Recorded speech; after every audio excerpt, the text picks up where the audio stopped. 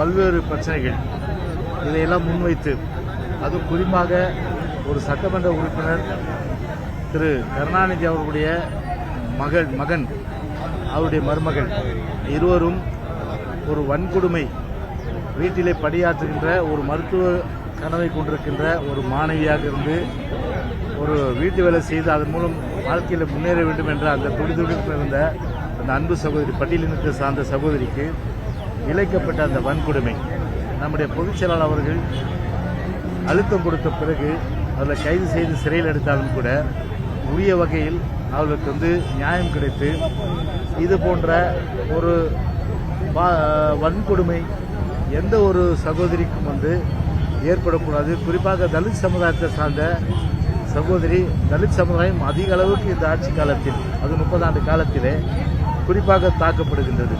அதுவும் வேங்கவேல் சம்பவம் இன்னைக்கும் போலீஸ் இவ்வளோ அட்வான்ஸ் ஆகி கூட, டெக்னாலஜி இவ்வளோ அட்வான்ஸ் ஆகி கூட 30 மாதங்களில் இன்னும் அந்த வேங்கவேலில் நம்ம அந்த குடிநீரில் மலம் கழிந்தவர்களே கண்டுபிடிக்காத ஒரு துப்புக்கட்ட ஒரு அரசு, ஒரு காவல்துறை இன்றைக்கு அவர்கிட்ட மழுங்கி போயிருக்கு, மூளையை மழுங்கிச்சு காவல்துறைக்கு அந்த அளவுக்கு. அதே போல் தென் மாவட்டத்தில் வீடு புகுந்து படிக்கின்ற மாணவ சகோதர சகோதரிகள் தாக்கப்பட்டது. இதுபோல் எவ்வளோ சம்பவம் சொல்லலாம்.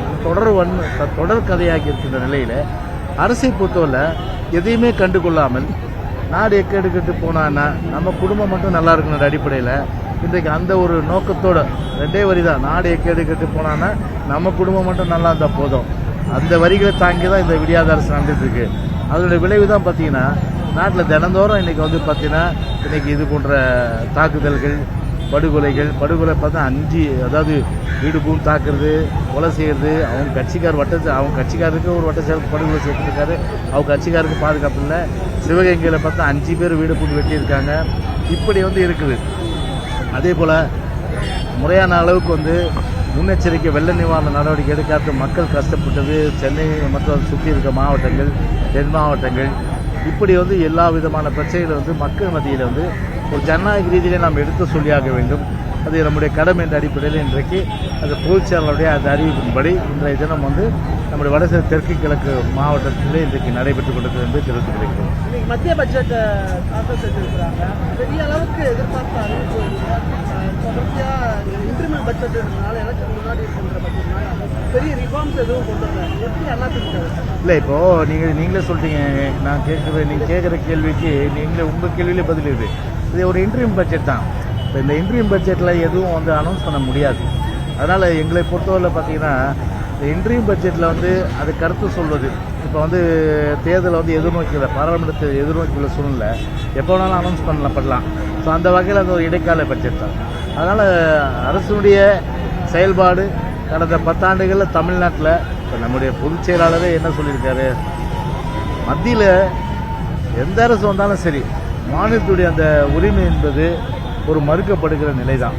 காரணம் என்னென்னா கிட்டத்தட்ட 1 லட்சம் கோடிக்கு மேலே பார்த்தா 2011 நம்ம கேட்டிருக்கிறோம். 2011 வெள்ள காலத்துலேருந்து கேட்டிருக்கோம். ஆனால் இதுவரை கிட்டத்தட்ட 7000 கோடி தான் கொடுத்துருக்குறாங்க. அதனால் கண்டிப்பாக மத்திய அரசை பொறுத்தவரை தமிழ்நாட்டு மக்கள் அடிப்படையில் ஓர வஞ்சனை கூடாது. எண்ணெய் ஒரு கண்ணிலும் சுண்ணாம்பு ஒரு கண்ணிலையும் இந்த மாதிரி ஒரு பாகுபாடு, வடக்கு தெற்கு இந்த மாதிரி பாகுபாடு இல்லாமல் எல்லோரும் இந்தியர்கள். எனவே தமிழ்நாட்டு மக்கள் இந்தியர்கள் தானே. அப்படி இருக்கும்போது தமிழ்நாட்டுக்கு ஒரு நீதி, வடக்குக்கு ஒரு நீதின்ற மாதிரி இருக்கக்கூடாது. எனவே அந்த வகையில் எங்களோட தேர்தலில் பார்த்தீங்கன்னா முழுமையாக அந்த காலகட்டத்தில் நாங்கள் பார்த்தீங்கன்னா மத்திய அரசு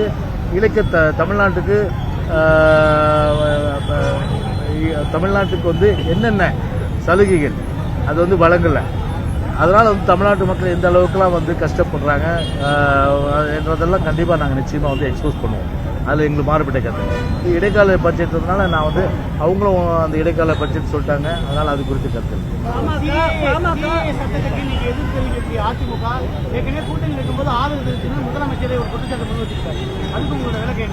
சிஏஏ அப்புறம் யூபிஐ எல்லாமே திமுக காங்கிரஸ் காலத்தில் தானே விதையே போடப்பட்டது. அது என்ன போய் எங்கள் ஆட்சி காலத்தில் விதை போடப்பட்டது. அப்போ என்ன பண்ணாங்க திமுக? ஏன் அந்த விதையை போட்டாங்க? நீட்டுக்கு அந்த விதையை போட்டாங்க. அதே போல் இதுக்கும் ஜல்லிக்கட்டுக்கு அந்த விதையை அவங்க தானே போட்டாங்க. எல்லாத்துக்குமே விதையை போட்டுட்டு தமிழ்நாடு வந்து பெரிய அளவுக்கு வந்து எல்லா கஷ்டங்களும் ஒரு ஏற்படுத்தி கொடுத்தது வந்து திராவிட முன்னேற்ற கழகம். அன்னைக்கு அவங்க ஆதரவோடு இருந்த ஆட்சி தான். அன்னைக்கு வந்து ஒரு வார்த்தை வந்து அவங்க வந்து இதெல்லாம் கொண்டு வரக்கூடாது ஏன் சொல்ல, எவ்வளோ விஷயம் சொல்லலாம். இப்போ சொல்கிறாங்க மாநிலத்தில் சுயாட்சி, மத்தியில் கூட்டாட்சின்னு. நாங்கள் ஆட்சிக்கு வந்தால் கவர்னர் வந்து அதை ஒழிச்சிருவேன்னு. ஏற்கனவே கவர்னருக்கு என்னென்ன வரையறை செய்ய சொல்லி ஒரு குழுவே வந்து அது வந்து ஒரு ஓய்வு பெற்ற நீதிபதி தலைமையில் அந்த குழு அமைக்கப்பட்டு அவர் பரிந்துரை கொடுத்துருக்காரு. அந்த பரிந்துரையை வந்து ஏன் இப்போ அமல்படுத்தலை? கல்வியை பொறுத்தவரையில் வந்து மாநில பட்டியல் தான் இருந்தது. திரும்ப இந்திரா காந்தி அம்மையார் காலத்தில் எமர்ஜென்சி காலத்தில் அது வந்து இதுக்கு போயிடுச்சு, இது பொதுப்பட்டியல் போயிடுச்சு.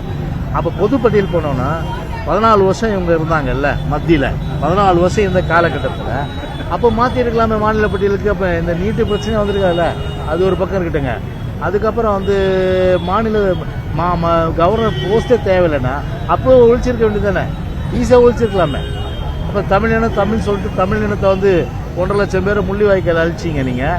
இன்றைக்கும் வந்து இலங்கையினுடைய ஒரு கருப்பு வரலாறாக இன்றைக்கி வந்து திராவிட முன்னேற்ற கழகத்தை எனக்கு வச்சுருக்காங்க. இன்றைக்கி மறக்க முடியாது. இன்றைக்கி வந்து அந்த அளவுக்கு வந்து ஒரு பெரிய அளவுக்கு வந்து தமிழருக்கும் துரோகம் பண்ணிவிட்டு, மாநிலத்துக்கும் துரோகம் பண்ணிவிட்டு, நமக்கு சேர வேண்டிய நிதி இப்போ வேட்டு, சேல் டாக்ஸ்லேருந்து மாநில சர்க்கார் வந்து வேட்டுக்கு போகும்போது எங்கள் ஆட்சி காலத்தில் அதை மாற்றினாங்க. அப்போ சென்ட்ரல் கவர்மெண்ட்டு கிட்டத்தட்ட 6000 கோடி ரூபாய் கொடுக்கணும். அதை ஏன் வாங்கி தரலாம்? அப்போ இருந்தது யார்? சென்ட்ரல் கவர்மெண்ட் தானே. சரி, அப்போது மத்தியில் இருக்கிறோம். நம்ம இந்த சூழ்நிலையை பயன்படுத்தி நம்ம வந்து எல்லா விதமான திட்டங்கள் நம்ம வந்து கொண்டு வந்து கிட்டத்தட்ட வந்து ஒரு சென்ட்ரல் டு ஸ்டேட் ஷேர், அந்த ஸ்டேட் ஷேரில் வந்து நம்ம வந்து நாங்கள் பங்கு ஜாஸ்தி வாங்கி கொடுத்தோம். மொத்தத்தில் வந்து இந்தந்த ஸ்கீம் எல்லாம் நம்ம கொண்டு வந்தோம். மழை காலத்தில் மக்களுக்கு பாதிப்பு கட்சி ஆட்சி பார்க்காம நாங்கள் வேறு கட்சி ஆட்சி, எங்கள் ஆட்சி தான் இருந்தது. 2011 காலகட்டத்தில் 2016 அதுக்கு முன்னாடி 2006,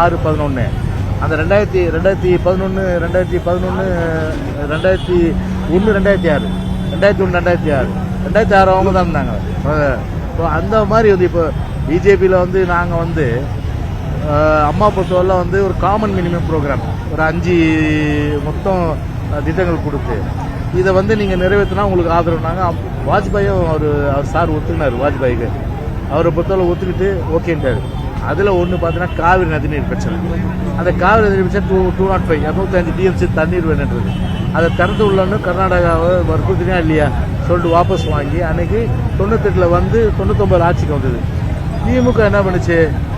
நாங்கள் கழட்டி விட்டோம்னா உடனே என்ன பண்ணார்? ஒரு மாநாடு போட்டு அந்த நேரத்திலேயே எக்காரணத்தோட நாங்கள் மதவாத சக்தி சொல்கிறார் அவர் யார்? திமுக தலைவர் திரு கருணாநிதி. மதவாத சக்தியோட நாங்கள் கூட்டு வச்சுக்க மாட்டோம் சொல்லிட்டு 99 வந்து 3 மாசத்துல பிஜேபியோட கூட்டு வச்சு 5 வருஷம் வந்து சொலையா எல்லா வளங்குலிக்கு இலாக்காக்கள் பெற்று அனுபவிச்சது யாரு? என்ஜாய் பண்ணது யாரு? சுகமா இருந்தது யாரு? திராவிட முன்னேற்ற கழகம். சரி, அந்த 5 வருஷ காலத்தில் ஏதோ தமிழ்நாட்டுக்கு செஞ்சீங்களா? இல்லை வந்து நம்ம இது இப்போ திமுக காங்கிரஸ் கூட்டணி அரசாங்கம் இருந்தப்போ பல்வேறு நிதியெல்லாம் நீங்கள் பெற்று தந்து சொல்ல முடியுமா? அதை உங்களால்? நாங்கள் வந்து பார்த்தீங்கன்னா ஒரு மாநிலம் வந்து ஒரு நிதிச்சுமையில் இருக்குது. அந்த நிதிச்சுமை ஏற்படாமல் இருக்குன்னா மத்தியிலேருந்து நாங்கள் வந்து அதிகமாக பங்கு நாங்கள் வாங்கி கொடுத்தோம் அப்படின்னு சொல்ல முடியுமா? கடனாக்கிட்டு போயிட்டீங்களே நீங்கள்.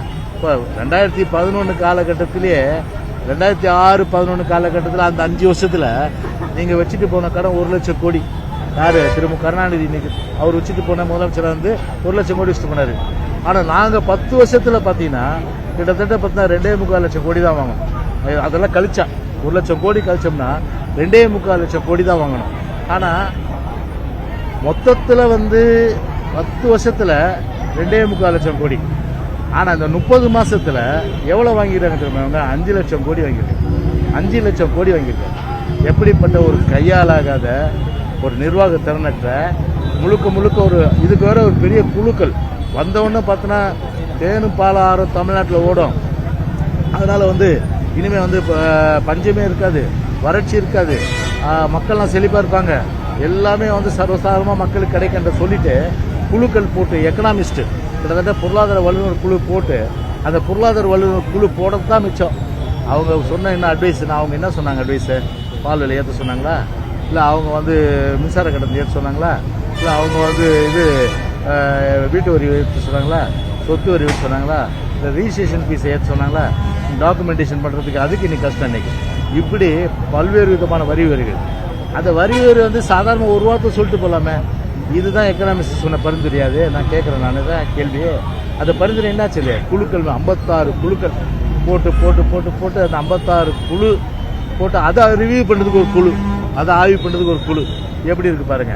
அதனால் இந்த அரசை பொறுத்தவரை மூளை இல்லை, ஒரு முட்டாள் அரசு, ஒரு ஒரு சர்வாதிகார அரசு. பத்திரிகைகள் தாக்கப்படுகின்ற ஒரு நிலை தான் இன்னைக்கு. ஜனநாயகம் தாக்கப்படுகிற நிலை இன்னைக்கு.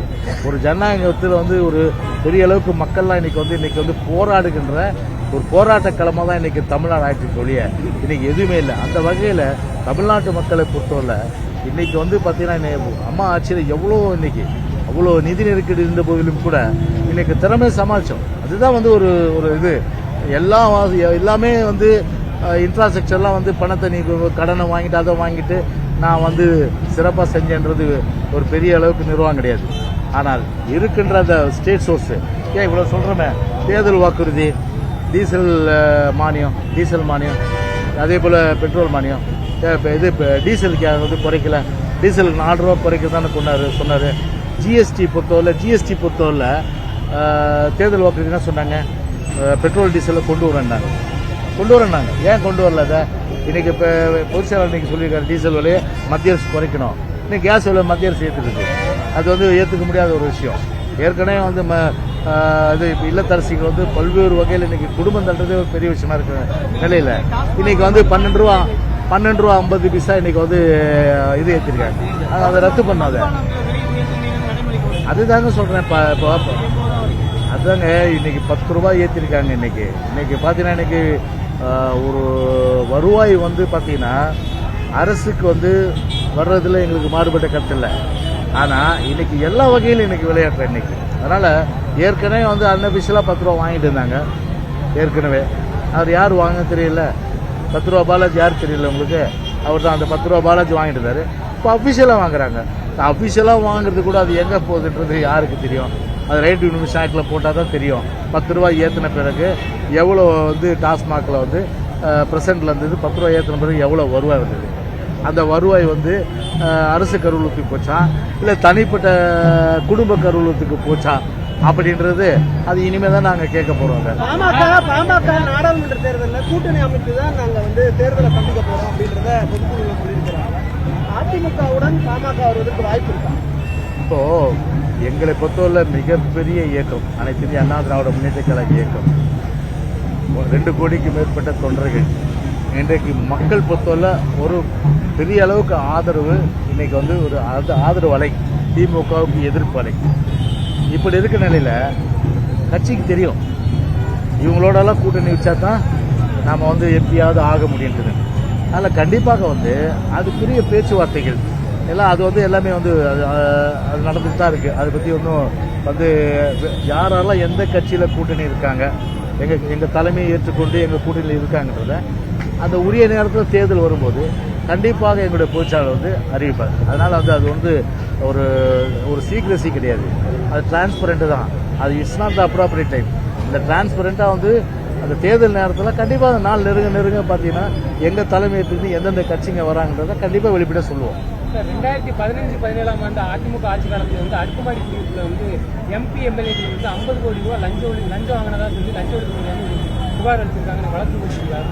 இல்லை நீங்கள் பொத்தா கேட்குறீங்க. லஞ்ச ஒழிப்பு வழக்கு போட்டிருக்காங்க. இல்லை யார் போட்டா? லஞ்ச ஒழிப்பு வந்து யார் மேலே போட்டிருக்காங்க? அதிமுக ஆட்சி காலத்தில் எம்பி எம்எல்ஏக்கள் வந்து அடுக்குமாடி குடியிருப்பு திட்டத்தில் வந்து 50 கோடி ரூபாய் லஞ்சம் பெற்றதாக சொல்லி வழக்கு போட்டிருக்காங்க. அதப்பா எப்போ போட்டாங்க? நியூஸ்ல போட்டிருக்காங்களா? அதாவது வந்து சென்னையா தமிழ்நாடு ஃபுல்லாவா? நீங்க அதெல்லாம் வந்து நான் விசாரிச்சுன்னு தான் சொல்றேன். நான் ஒன்று மட்டும் இது பண்ணுங்க, அது வந்து உப்பு தின்னும் தண்ணி குடிக்கிற மாதிரி எவெல்லாம் எம்எல்ஏ எம்பிலாம் காசு வாங்கினாலும் அவெல்லாம் வந்து அனுபவிக்க வேண்டியதை விடுங்க. ஓகேப்பா, தேங்க்ஸ்.